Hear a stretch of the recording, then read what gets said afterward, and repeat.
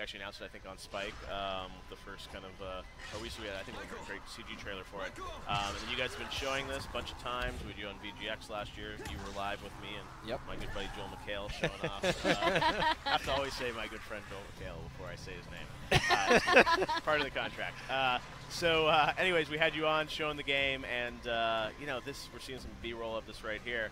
But the game looks better and better. And we were talking a little bit earlier for GameStop TV, and one thing that I'm excited to hear more about is sort of the campaign and the story. We've seen a lot of action, seen a lot of setting, but you guys, it sounds like you have a pretty epic story that you're going to start talking about in this game, right? Yeah, we're going to be revealing all the characters and the story later this year. Right. So that's all he'll say about That's that. it. He's like, and later I would this year. love to give you all the details, but they would kill me. We don't want to spoil it, but anyway, so tell us what are we looking at here? So this is actually, I think this is the very first time we're actually showing co-op. So, you know, two dudes, they're just playing together, and just before they got out of the elevator, because, you know, we like to spice things up. So even though they play co-op, every now and then the game is going to offer you like a competitive challenge. Yeah. Because, you know, we actually found it that even when we play the game together, we're like, hey, you know, I dare you that I'm going to do this better than you, or I'll bet I can get there faster than you. So we said, like, why don't we just put it in the game? So right now they have like a little competition going. So whoever, like, we can have strength challenges, like whoever kills more zombie in like under a minute, or whoever gets to somewhere faster. So whoever wins the competition gets extra experience points. He gets to level up his character faster. And this particular mission is actually pretty far in the game. We're trying to send a signal to the outside world that there are still living people inside. So they want to set up like a huge explosion. It's going to create big fire, something that's visible from outside of the quarantine, something that will tell, yeah, we're still here, we're alive. By the way, they have already completed the challenge. So what do you get for winning the challenge? You get the experience points because, you know, we have two major proficiencies, agility and strength. And you develop your character by doing. You want to be better at agility, that means you have to jump, climb, stuff like that. On the other hand, if you want to get better at strength, that means you have to do a lot of combat. So if you win a combat challenge, that means we're going to boost your character in that particular proficiency. So it's really worthwhile to win it because you just get access to this really awesome special abilities faster. And right now, even though they're just playing regular mission, another challenge that pops up here is whoever gets to the sewer exit first. So it's something that goes over the mission. It's something that we would do anyway, like, I'm going to be there faster than you, right? Why not reward players for just doing awesome stuff? And right now we're getting closer to the sewer exit. We're almost there. Yeah, that's the door. So now since this guy won, he's getting extra agility points. So right, now we're going to be able to observe the fruits of our labor. That's a new expression I learned in English. It's a good one. We're trying to set the explosives off. Let's see if it works.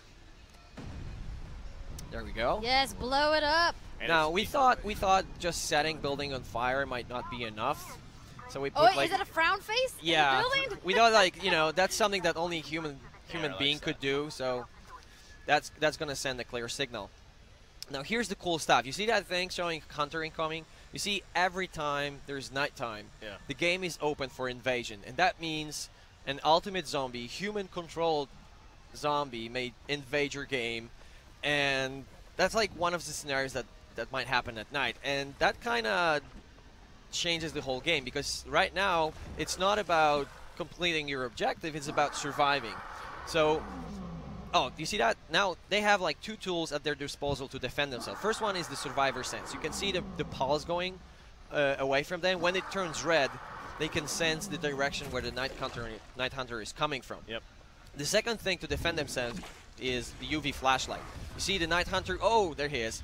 He's sensitive to light, so if you can put him into the UV flashlight, you're going to drain his energy, it's going to burn his skin, it disables his ability, he's not going to be able to hurt you. Now, number of times, you got like 6 respawns. If he kills you, you're done. On the other hand, oh, there he goes. Oh man, there he that goes. looks intense. Oh yes. On the other hand, he has unlimited number of respawns, and you have to destroy his hives. You destroy 3 hives, you win. So it's really, he's a kind of a glass cannon, so you really have to cooperate. As you can see, when he raises his hands, he's waiting for the punch. He's really agile. Like you're no match really. So you really have to keep him in the light. You know, watch each other's back. This is the only way to survive. On the other hand, he's really gonna try everything to get you guys separated, to keep you guessing where he's coming from. Yeah, like look at that. We showed this. Can't you just run away? Well, he's gonna come for you, and if he gets the. And it's all human controlled, right? Because it's still. Oh yeah, oh yeah. Like at some point we were discussing of making it AI, but we thought like bringing the human factor to the game. It just brings. So you basically have one level every night. There'll be one of these. It might happen. Yeah, it might happen. On the other, if you play as the ultimate zombie, you get to choose if you want to invade like a random guy, or we actually we track all of your friends, so you can just take a look at the list and like, oh, I'm gonna mess you up, and then I'm gonna mess you up. What if I don't want my friends to mess me up? Yeah, because at some point everybody hates you, but it's totally worth it. But yeah, if you don't feel like it, you can decide, okay, I'm just gonna allow my friends to do it, or you can say, no, I really don't want to do it. I just want to stay in peace. This happens obviously in co-op. Will it happen in the campaign too? Yeah. Do you have that in the campaign as well? Yeah, they'll just the mission that you saw when that would happen. That was just campaign. So you just play your regular game. It's totally seamless, and every night. Or you just unhook it from the internet, and then your friend can invade. Yeah. No, you don't have to do it. You can just set the game like I don't want to do it, and that's okay. No invasions.